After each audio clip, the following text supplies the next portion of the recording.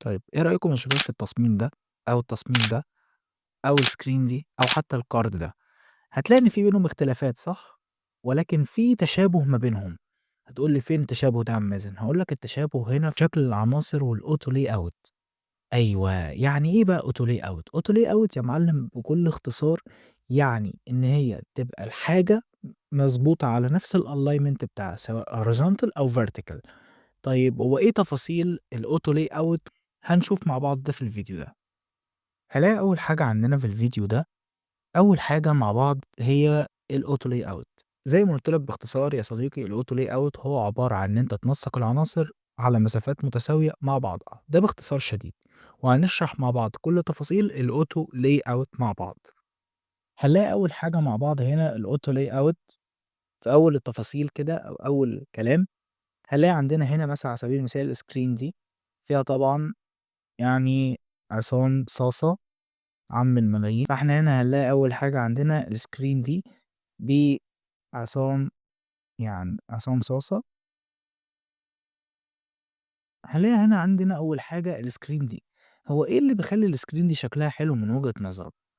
هتلاقي أول حاجة الألوان، طبعًا صورة عصام طبعًا لمّا بتتحط على أي حاجة طبعًا أكيد بتحلّيها يعني ما علينا، طبعًا هنلاقي هنا لو دوسنا على الAlt ودوسنا على الحدود بتاعة الصورة هنلاقي إن هي هنا 15:38 15:38 يعني إحنا هنا بنتكلم على إن إحنا هنا بنشوف مسافات متساوية من اليمين والشمال، ده بقى اسمه الalignment أو الauto layout وبيتناسق أو بيكمّل حاجة اسمها الgrid system هنشرحها في فيديو تاني إن شاء الله. طيب هنلاقي أول حاجة عندنا هنا القايمة بتاعتنا أو الشغل كلّه هنا في الحتّة دي، الحتّة اللي إحنا بنتكلم عليها دي، الحتّة دي اسمها الauto layout حتى مكتوب عليها أهو، هتلاقي عندك أول حاجة في هنا اللي هو التفاصيل اللي هو الauto layout هو معمول كده تحت، هو إيه اللي دوّره كده مش عارف، المهم هو اتعمل له vertical فإحنا ممكن نعمل له إيه flip كده vertical إيه ده؟ sorry معلش، كده، بس هو كده يا باشا ضبط معانا، بس الauto layout مش مضبوط، فإحنا هنحاول نضبطه على قد ما نقدر يعني، بس هو كده ضبط وزي الفل، ما فيش أي مشكلة خالص. هنلاقي أول حاجة عندنا الauto layout هنلاقي عندنا القايمة دي، لو أنت جِبته كده، كده أنت هتجيبه في النُص، كده أنت بتجيبه يمين أو شمال أو تحت، طب هتتشاف إزاي؟ تعالوا كده يا باشا نعمل frame ونجرّب ونشوف، هتلاقي عندك الframe مثلًا وهناخد مثلًا على سبيل المثال قارب اللي إحنا عاملينه دول، هناخده كده وهنعمل هنا هندوس على أداة الscale أو اللي هي التصغير أو التكبير، عشان خاطر نكبّر ونصغّر براحتنا، وبعد ما نيجي إن إحنا نحطها في نُص الframe على سبيل المثال، نيجي هنا ناخد كده الframe ده ونقوم عاملين auto layout هنلاقي عندنا هنا إن الframe كده أو المفروض إن هو كده بقى frame auto layout وهنلاقي يا باشا عندنا هنا إن هنا عشان في عنصر واحد فإحنا هنلاقي إن هو مش ظاهر ضمن قائمين. طب على سبيل المثال لو خدنا الframe ده معمول جاهز auto layout هنشيل دي كده وهنلاقي كده مثلًا أو مثلًا كده برضه مش هتظهر قدامنا، فإحنا هنا في الحالة دي هنقوم عاملين إيه، هنقوم عاملينها مثلًا على سبيل المثال كده ونقوم واخدين كده مثلًا ونقوم عاملين كده، كده هي ظهرت قدامنا إن هي بإيه، فوق وتحت زي ما إحنا شايفين بالشكل ده. طب لو عملنا مثلًا على سبيل المثال لو عملناها كده، هتبقى ظاهرة لنا كده الvertical عادي، طب لو عملناها warp بقى، لو عملناها warp فهنا إحنا لمّا نيجي ندوس على الauto layout ده، هتلاقي إن هي بُص، بتصغر معاك لوحدها وبتكبر معاك لوحدها. طيب لو إحنا جينا مثلًا على سبيل المثال وجينا وشُفنا هنا، هنلاقي عندنا برضه حاجة أو 3 حاجات غُراب أوي، ألا وهُم حاجة اسمها hug وfixed وفي حاجة تالتة اسمها fill. دول عبارة عن إيه؟ لو أنت جيت وضغطت على اللي جوّه هنا هتلاقي إن أنت عندك أهو fixed إن هي تبقى مقفولة، مقفولة إن هي ما تتحددش غير برقم معيّن أنت اللي بتحدده، إنما الhug هنلاقي إن هي بتدّي لك مساحة إن أنت تعمل الpadding وتعمل العرض بس. طب هنلاقي عندنا حاجة تالتة ألا وهي الfile container، الfile container بكل بساطة هي إن أنت يا صديقي بدل ما تيجي تعملها كده لأ، بتدّي لك مساحة إن هي تملى كل العرض اللي موجود جوّه البتاع نفسه، يعني على سبيل المثال اللي جوّه المحتوى بتاع الauto layout يملاه كلّه، يملى العرض كلّه، هنلاقي برضه هنا مثلًا على سبيل المثال لو إحنا عملناها مثلًا كده أهو، هنيجي أهو نحدد كل ده كده، ونقوم مختارين كده hug مثلًا، ونقوم مختارين fill fill، ونقوم هنا مختارين اللي هي دي من width 250. فإحنا هنا بنعمل إيه؟ فإحنا هنا كل أمّا نيجي نعمل كده هتلاقي إن هي بتكبر كده لوحدها أو كده أو كده، بالشكل ده. وبكده إحنا بنضمن إن هو بيبقى في حاجة أو في 3 سكرينات متناسقة، وليكن ديسكتوب، تابلت مثلًا، وليكن آدي موبايل مثلًا، على سبيل المثال. طبعًا هي مش أحسن حاجة ومش أدق حاجة، أنا بس باشرح لك بس سريعًا عشان تقدر تفهم كل أداة بتعمل إيه. هنلاقي برضه عندنا هنا حاجة اسمها الpadding اللي هو هنا فوق 188، تحت 188، عرض اللي هو من اليمين أو من الشمال 341. هالاقي عندي كلمة اسمها clip content، clip content دي المفروض إن هي بتعمل حذف للمحتوى. طب لو عملتش كده، بُص اللي هيحصل، هتلاقي المحتوى موجود وشغال معاك عادي بدون أي مشكلة خالص. هنلاقي برضه عندنا حاجة تانية ألا وهي الpadding. الpadding دي المفروض اللي هي المساحة اللي جوه، اللي هي دي أو دي. هتلاقي برضه عندك هنا أهو، ده برضه أهو، المفروض دي المساحات الداخلية اللي جوه.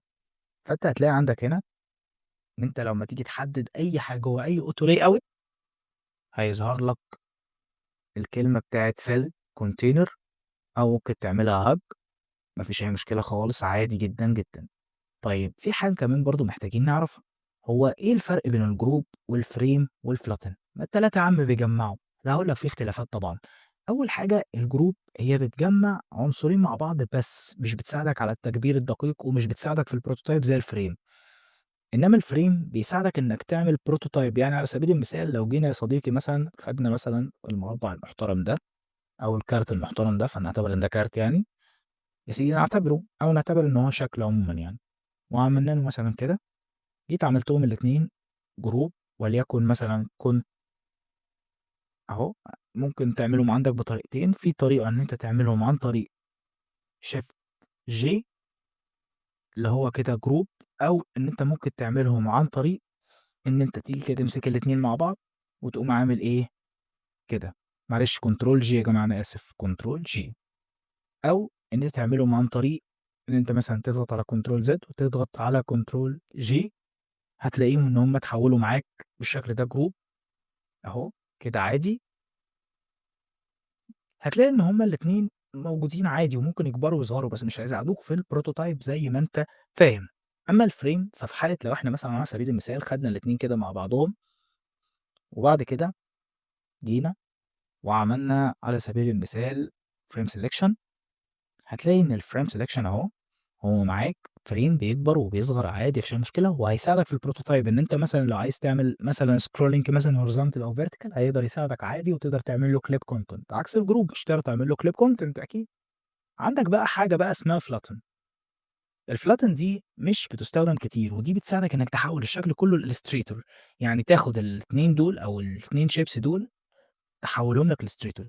والفكرة إن الframe والجروب متشابهين أوي في الحتّة دي. إيه هي الحتّة دي؟ إن بيبقى في السهم ده إنك تفتح كده تلاقي كل حاجة موجودة جوّه، أو تقفل كده تلاقي كل حاجة موجودة بالشكل ده، سواء في الجروب أو الframe.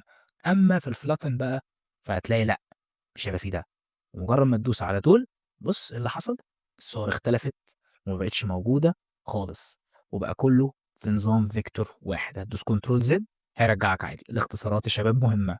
وبالمناسبة الauto layout الاختصار بتاعه هو حضرتك Shift A، Shift A تضغط كده مثلًا أهو، Shift A، كده هو حوّله auto layout بالشكل ده.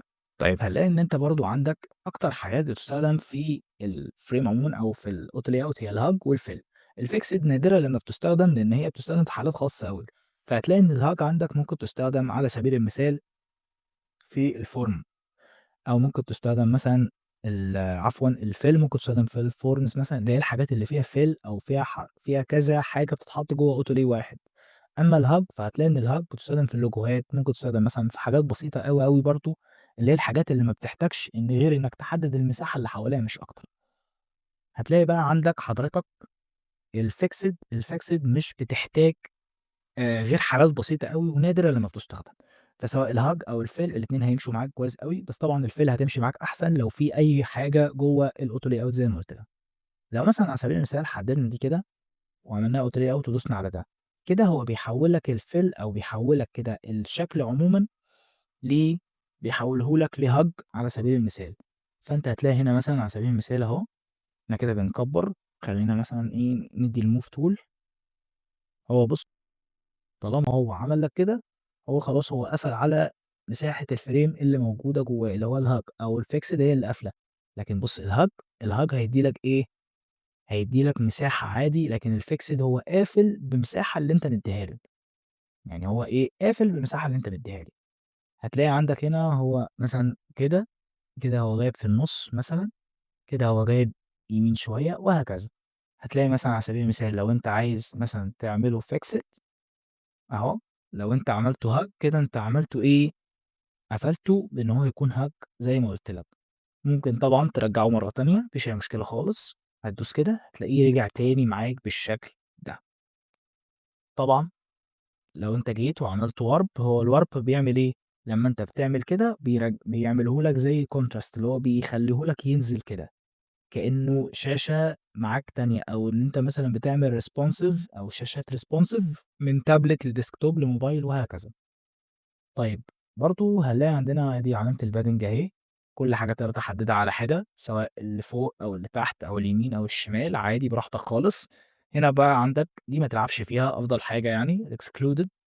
في عندك الincluded لو أنت عايز تعمل included للauto layout أو exclude اللي هو يبقى حاجة من برّه الauto layout نفسه. هنا عايز يا إما تخلّي الأخيرة على الأولى أو الأخيرة هي اللي فوق أو أو الأولى هي اللي تبقى فوق. فهي فِجمة محدداها كده. هتلاقي بقى عندك برضه دي، دي بتربط لك الاتنين كده مع بعض أهو، أهو، إن هو يربط لك الwidth بالheight ويربط لك المسافات يربط لك المسافات اللي هو اللي ما بين العناصر في اليمين والشمال، بين العناصر من فوق ومن تحت. لو أنت دوست كده هو مش هيربط لك، أنت كل حاجة تقدر تحددها لوحدها براحتك خالص. طيب ده كده بالنسبة للauto layout. طب هل في plugin ممكن تعمل لك نفس الكلام ده كله؟ في plugin طبعًا ممكن تعمل لك ده كله، هي auto layout plus. هو أنا كنت مستخدمها فأنا كنت لسه باقول لك عليها. ممكن تعملها vertical أو horizontal وليكن horizontal مثلًا create، تحدد البتاعة نفسها. هو بيقول لك أهو please select the frame وبعد كده تقوم عاملها كده، هتلاقي هو هنا ما عملهاش بشكل دقيق. نيجي مثلًا هنا وليكن تعالَ نجرّبها على حاجة تانية مثلًا على سبيل المثال، ونقوم مثلًا مختارين نفس الplugin. هنا إحنا بنصغّر وبنكبّر مساحة عادي، ممكن نحط كل مساحة براحتنا.